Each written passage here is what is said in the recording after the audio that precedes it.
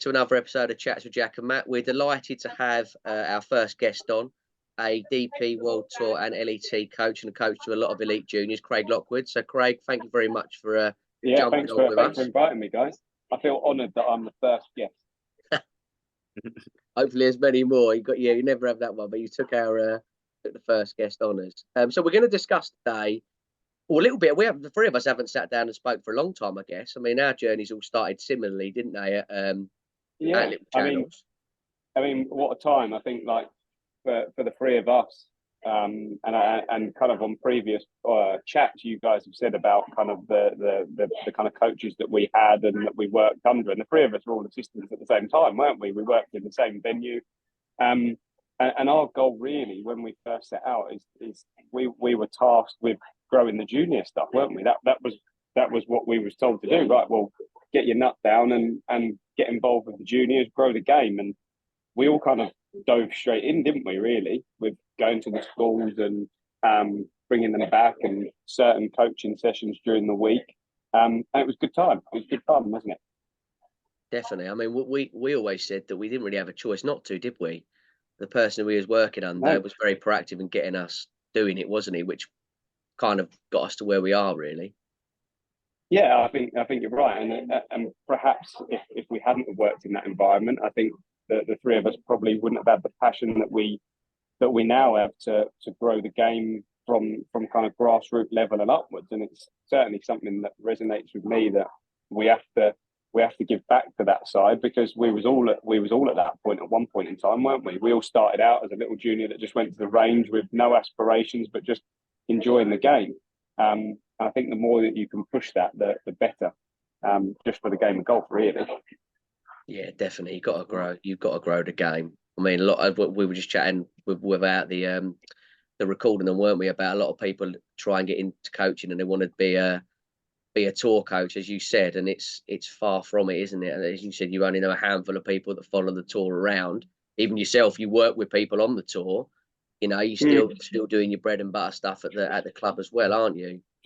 I think you do. I mean, look, to be honest with you, I mean, I'm in a very fortunate position that I get to spend a lot of time with elite players. But from a coaching perspective, it's stressful, it's hard, it's difficult. And actually, I mean, I have way more fun working with juniors and improving them and seeing their passion and their excitement when they tee up a driver for the first time and they nut it 100 yards. Like it's actually way more fulfilling as a coach. I think it's exciting to go on that journey with a junior and seeing them develop. And like I say, I think I get more of a buzz from having fun with the kids and seeing them progress than I do with the strict, like, okay, we're here to do some business at the kind of elite level. It's completely different, but it's a nice balance, really. I like it. Yeah, absolutely. I can understand where you're coming from there. So tonight, really, or this afternoon, whatever, we really want to talk about a parent's role, really, within a junior's development, sporting development, and golf specifically. So yeah, it's a very wide spectrum, isn't it, in terms of the sort of parents that you have. You have some parents that are super supportive, might just drop and go with their kids. You have other parents that are emotionally and financially involved in every shot that they hit. And grab the questions up on my phone quickly. The first question we really got is, how important are parents to a child's sporting development, do you think? Well, I think it's huge. I mean, obviously I've seen it from a coach's perspective, but also now being a parent, I think it's important. It's huge for progression of your son or daughter. But the thing for me, and obviously I don't know anything about the hobbies that my daughter does, but I think just being there, supporting her, showing up, taking her to the places is what you should be doing as a parent, really. But from my perspective as a coach, I think that ultimately, without the parents, the kids wouldn't be there. They wouldn't be turning up. But I say to a lot of the parents of kids that I teach is, I just want you to be a parent. That is it. Whether you know anything about the hobby that your child is doing, and forget golf for a second, just simply be a parent. That's all we'd want you to do as a coach. I think from that side of things. I don't know what your view is, and guys, where's your head at with that stuff? Go for it, Matt.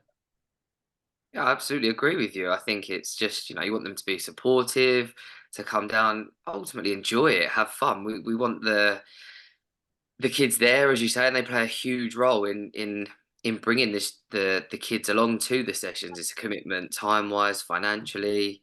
Um, yeah, and we want the kids to stay a part of it for the long journey, don't we? And Yeah.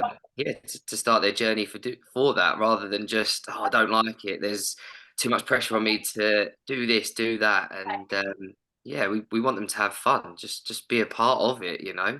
I think you're right. I think it's interesting, and sometimes with my own coaching, and I'm sure you guys do as well, is get the parents involved a little bit. I don't mean from a technical perspective. I just mean from a fun perspective. Get them involved. Let them hit a few shots and play a few games. But I think the biggest thing that I found in my time coaching, I think, is actually, yeah, I think you've just got to educate parents. I think just as much as you have to educate the kids to do certain things, you've got to remember that some parents don't play golf. They've never played golf. So educating them in what they should be doing, I think, plays a vital role in the longevity of keeping the child playing at sport as well. Yeah, definitely. You almost got to set out, haven't you, when they come along. This is what we expect from you in terms of support. If your son or daughter's not feeling, I know, hit a few bad shots, getting a little bit upset, what have you, give them a little hug, give them a cuddle, make sure they're okay. But then, yeah, exactly when you're doing, leave us to do the technical stuff, and then get them involved and help them emotionally as well. Um, I mean, it is massively different with a lot of parents, aren't they? Some parents are super chilled. Other parents are really sort of quite intense with their approach to things. And I think it is important to say there's no real right or wrong. At the end of the day, they're trying to do the best for their children, whether they think the Mm-hmm. hard approach is better or the taking the back seat's better. There's no sort of right or wrong, is there, in that way? No, I don't think there's a right or wrong. And actually, I mean, both of those spectrums. If you took the I'm just going to support my kid by dropping off, and I'm just going to hang around, or you've got the parent who's full on. Like you say, no, neither of those are wrong. But I think as a coach, it's probably our job as well to be able to manage that, and manage expectations, and ultimately, I suppose it also depends on what path that child is going on. So are they just turning up because they just love golf and they want to just do it as a hobby? Or has that hobby turned into something a little bit more serious down the line where they're now 11, 12, 13, and you can start seeing some promise in that child, and all of a sudden the parents going, oh, okay, my son or daughter is now turning into a bit of an elite golfer. And sometimes the parents' attitude does change. I've had it where they were just dropping them off, and all of a sudden they're now way more invested because they can see their child doing well. And I think you have to manage that, and kind of dip in and out of helping the parent understand that ultimately, even at that age, the kid's just there to have fun. Yes, they're very good at their hobby, but they are there to have some fun. And I think from a parent's perspective, when it does start to become a little bit more serious, that's where I've had to have some pretty deep conversations with parents, because ultimately they end up trying to take the role of management and coach and all of these things, which a parent shouldn't really be doing, as far as I'm concerned. Certainly if you don't know anything about the sport that your child is doing. Yeah, no, I totally agree with you there. Matt, have you got anything else to add to that? Absolutely, no, I totally agree. I think it's all relative. I don't think, as you say, I think the parents' role does change. It does adapt as the child improves and gets better, and that journey. And as you say, it is managing that as well as the technical side and that part of it too, isn't it? I think the best experiences I've had with parents with juniors that are taking the game a bit more seriously, talking as you're talking about educating them, Craig, is actually saying, right, this is what we want you to do technically. This is what I want you to look for in your son or daughter's movement. So they know exactly what they're meant to be doing that time. I mean, you still see a lot of them. When I was doing a lesson earlier, and a little lad was on the range, and the dad was saying to him, "Oh, you got to keep your head down. You've got to keep your feet still." Like, yes, you're trying to help. It was only a beginner little lad. You're feeding him the wrong information so early. I think it's just setting your stall out early. This is what we want you to do. Get involved as much as you need to, but as long as they're doing this, don't digress off of it. Yeah, exactly. And I think that's a good point. Is the parent's role is not to be the coach. And I think sometimes the individual cases are different, aren't they? Because you may turn up and a parent a parent may get golf, might understand it. Well, sometimes I think as a coach at that point in time, you've got to know when to put your arm around the parent and go, right, we're going to bring you in a little bit here because I can see that you want to play a massive part, which is great. Yeah. And task them, like you say, with something. Oh, this is what we want. This is what we want to be doing. I want your son or daughter to go to the driving range and do X. Can you help oversee that for me? Great. Some parents are going to be a little bit more full on, like you say, the parent who's giving the wrong information. All of a sudden, you've got to keep them a little bit more at arm's length and have that conversation. And go, look, I know you want the best, but the information that you're giving is not great. So I don't think one type of managing a parent suits all. I think you do have to go, well, actually, this parent wants to be involved and is quite happy to just listen to instruction and oversee it. Whereas you could go down the other end of the spectrum of, I want my son or daughter to be the best golfer in the world, but I'm going to fuel them with the wrong information. And I think it's like I say, trying to diversify between the two and making a bit of a judgment call as a coach of going, right, well, that parent needs this and this parent needs that. So it's very difficult to just keep it in the same context the whole time. Yeah, definitely. Right, second question, and we might have answered that already, to be fair, but it's, should parents be involved within a golf lesson? In terms of, well, let's just look at, I don't know, someone's turned up, they've had a few lessons in a group, they're going to start now doing some individual lessons. Should a parent be actively involved? What are your thoughts around? I know we might have answered. Yeah, I think so. Yeah, I think so. I think they should. And again, linking back to I'm in a position where I'm a parent and a coach. The times where, say for example, Ilaria, she goes swimming and she's doing really well with her swimming, and I'll listen intently on what the coach is telling her to do, because from that perspective, I'm aware of the information that the coach is telling her. Now, I'm not going to then contradict that by saying, no, your coach is wrong. I'm just going to keep reiterating what that swimming coach is telling her. Play a few fun games. Like, oh, what did your swimming coach say today? Etc. Etc. What was that bit she said about this? And all of a sudden, I think as a parent, as long as you're making the same comments that the coach is saying, I think it's important for them to be involved. At the times where I've had it, where the parent will then contradict what you're saying, it's probably then at that moment in time go, right, you can come along to the session, but you either are going to just stand there and listen and continue to give the information that I'm giving, or you don't give any information at all.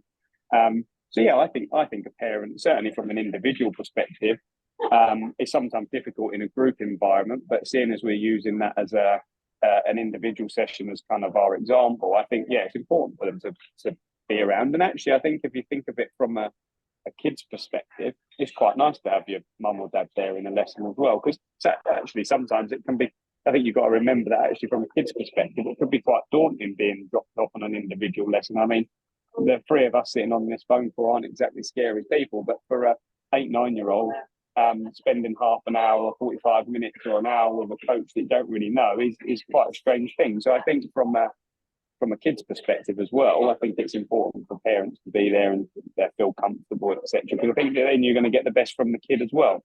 Because I would always want a kid to be a little bit more outspoken. I prefer that than when the child's in their shell a little bit.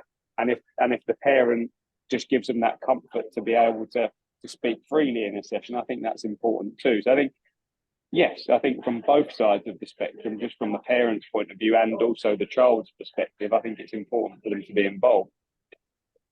If you look at a group session, for an example, how have you found it in the past? With parents perhaps staying and watching against some where they sort of drop off and leave. I mean, I think for some of the sessions we've done, I feel like, in my personal opinion, I think the sessions run better if the parents are there ultimately in some of those groups as well. I think they're yeah, because it's just another pair of eyes, isn't it? If there's almost one, like probably similar to how you have to do it at the range and I have to do it my end, where you double up kids in a bay, just making sure that you've instructed all the safety measures in place at the start of the session. You've told the parents, and I actually make it outspoken. I say to the parents, look, if you're here in this session, look, you're another pair of eyes for me, because I might have 10 kids in a class, 12 kids in a class, and I'm down one end, and I can't always see what's going on down the other end. So yeah, having parents there, I think also from a coach's perspective adds another layer of kind of help, doesn't it? Definitely. I totally agree with that. Absolutely. I Right, next think question parent then. interaction is important. No, you're right. Interaction with the parent is definitely important. I mean, you're always going to get that one parent out there that thinks they're right all the time. And I think, from my opinion or my personal experience, I think the parents you get, they tend to flip flop a lot of coaches. You know, they don't tend to stay in one place. In my opinion, they go round a lot because they might not like the way, they're taking a little bit too much of, not the limelight away from the parent, but do you understand what I mean? Sort of, I'm gonna, yeah, I've had enough of that person. We're gonna go to the next person. So they can almost impact themselves again in a different environment, a different setting.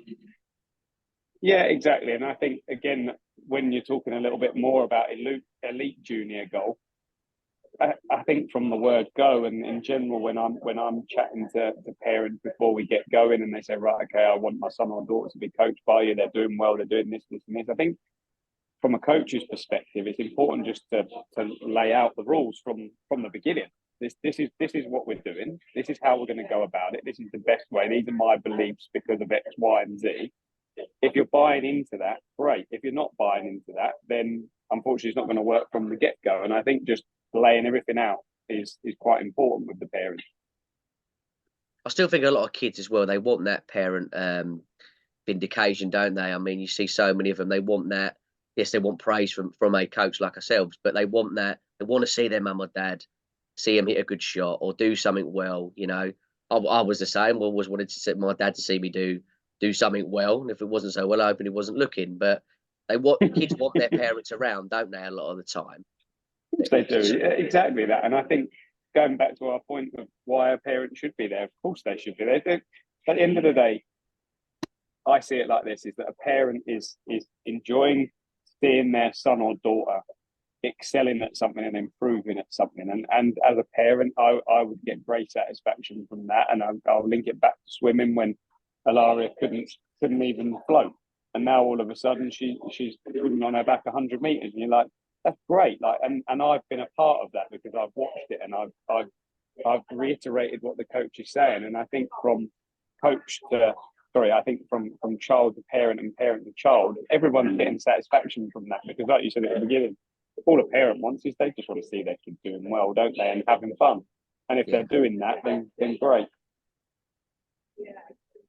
Right, next question then.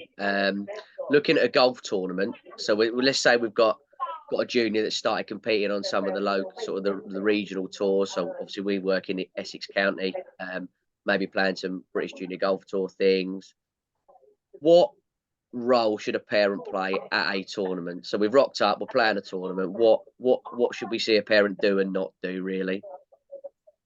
Again, it depends on age, but if we're going with, okay, they're at a point where they're playing in tournament golf, they should pretty much know what they need to be doing.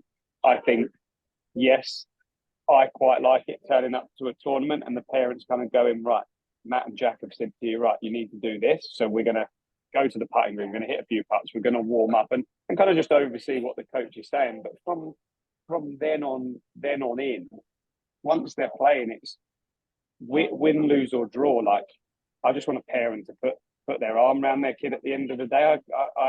I hate it. I absolutely hate it when a parent is grilling their kid that they've played poorly. They didn't mean to play poorly. No one means to play poorly.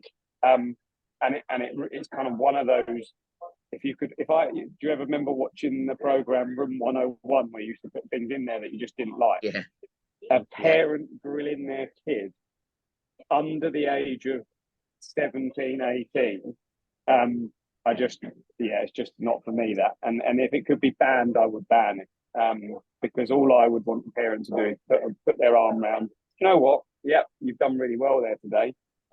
or you didn't play well. Doesn't matter. Let's go and get a McDonald's on the way home. We've had fun. You've played in a tournament. You've played poorly. Grab a McDonald's. Let's go.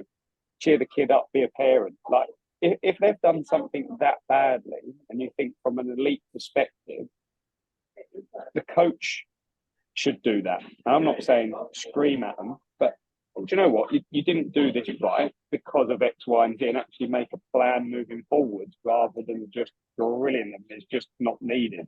And we've all seen it. We've all been to events. And some of the conversations that I've heard parents have to kids, if I ever spoke to my daughter like that, I'd expect her to tell me where to do one. Yeah, I mean, did you see the Simon Dyson thing the other week when he went to, I think it was Portugal for the British Junior Golf Tour? No, someone was telling me about this. I don't actually know it, but yeah, tell the story. He was very vocal in what he saw regarding sort of.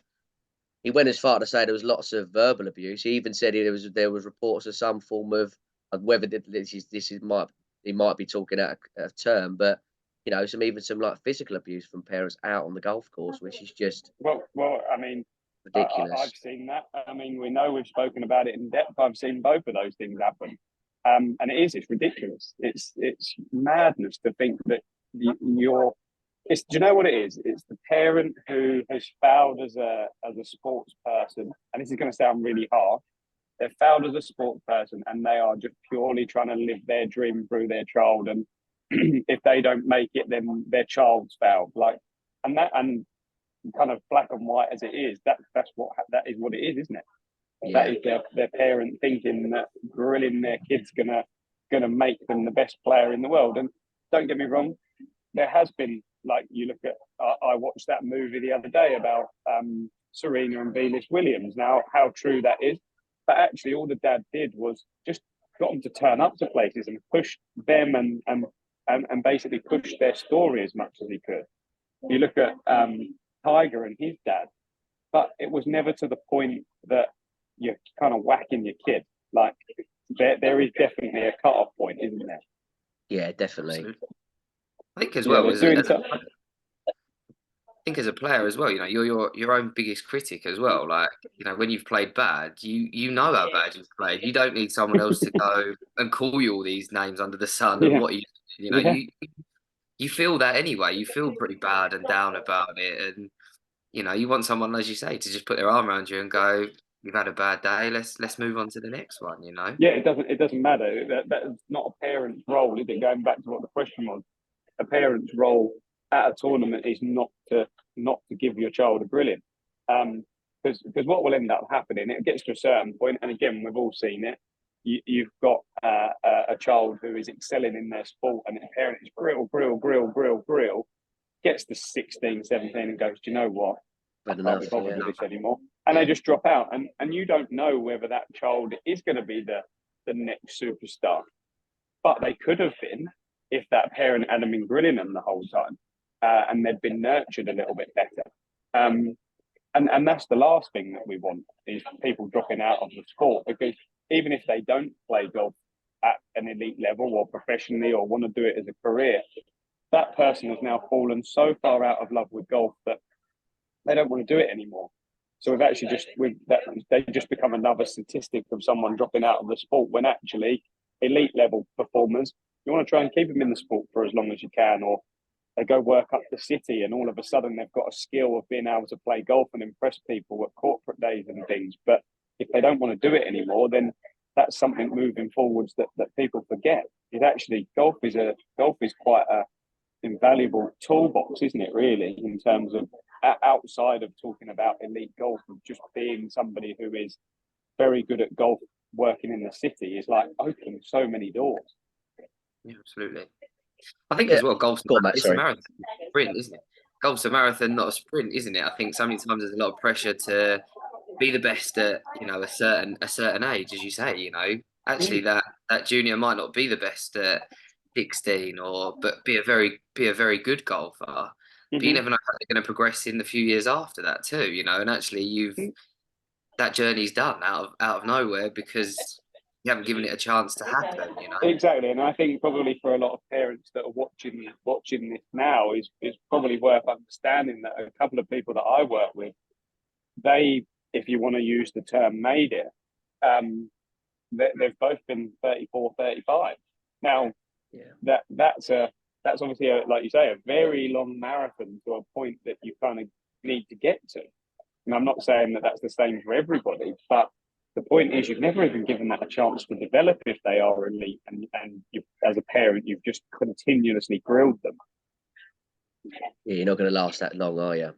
I think for a parent though, at a tournament, you just want, like you're saying about Alari there with Archie, my little, and it's a case of if he wants to turn up and play, I'll facilitate that as much as he wants to. But when he's there, if he's enjoying himself, I don't care how he hits it. If he's enjoying himself, that's the main thing. But if his attitude's poor, I'd get. I remember taking a lad to the Midland under-16s. What name? Good player, good little golfer. And I saw another parent there. He was playing. The lad was playing with, and the lad had played poorly, but his attitude was terrible, like throwing clubs and getting really down on himself. And I'll never forget seeing his dad pull him to one side afterwards.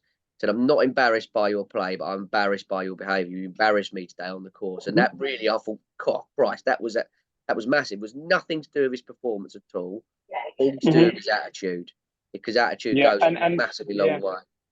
Do you know what? And I'll be quite open and honest here. I was never an angel out on the golf course. And do you know what? I was about 14 and did exactly the same thing. I remember missing a putt to win an event, and I threw my putter at my bag, and there must have been about, I don't know, 50 people around the green. And as a 14-year-old, you don't think of the repercussions that are going to happen. And my dad was always quite open and honest, took me to golf all the time, wherever I was. And he said, win, lose or draw, I don't care, but I am so disappointed in your attitude. And I think that comes down to the parenting, because a parent should parent a child's attitude, but not their ability of how they've played golf. And I think that's quite important. And I think my own thought processes have changed, because certainly over the last 5 years of having a daughter, I always used to think, if you'd have asked me the same question maybe 10 years ago from like a parent's perspective, I would have gone, yeah, do you know what? If you want your child to do well, you've got to keep on them. But actually, like you just said there, my attitude has changed a lot since actually having a child, of going, you know what? As long as they're having fun and you want to go, if you're excited about going dance or swimming or golf or football or whatever you want to do you know what? I'm going to take you there, because as long as you've got a passion, that's great. And that's all you want as a parent, really, isn't it? Yeah, but like I'll be the first to admit that my attitude has changed a lot. I would never have wanted to be one of those parents that grilled their child, but I always thought that that's what parenting was until you become a parent, and that's not my stance at all as parenting. So it's strange how your kind of mind changes, I think. Yeah, I totally agree with that.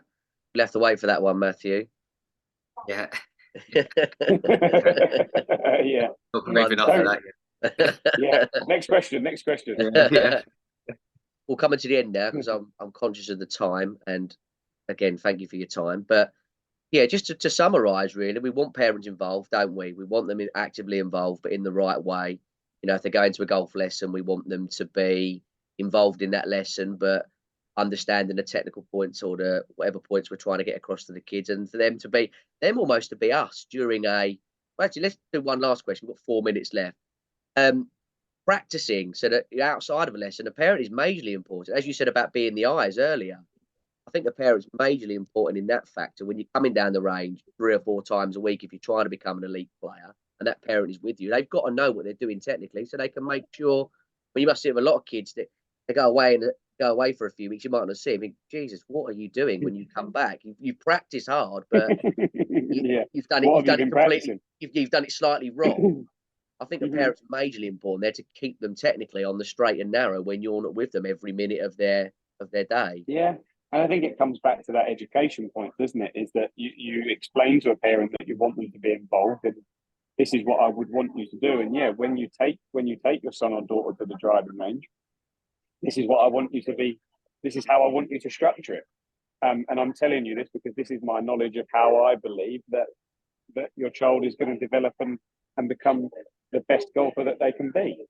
Now, it's up to you as then a parent what you do with that information, because if a coach said that to me and I know nothing about that sport, I'm going to be going, right, okay, I want my child to do well and progress. So yeah, you're going to keep it fun, and you're going to enjoy the time. It's kind of like a bonding session between the child and the parent as well, isn't it? To actually just spend some time for an hour hitting some balls at the range, but also, like you say, overseeing what the coach has said.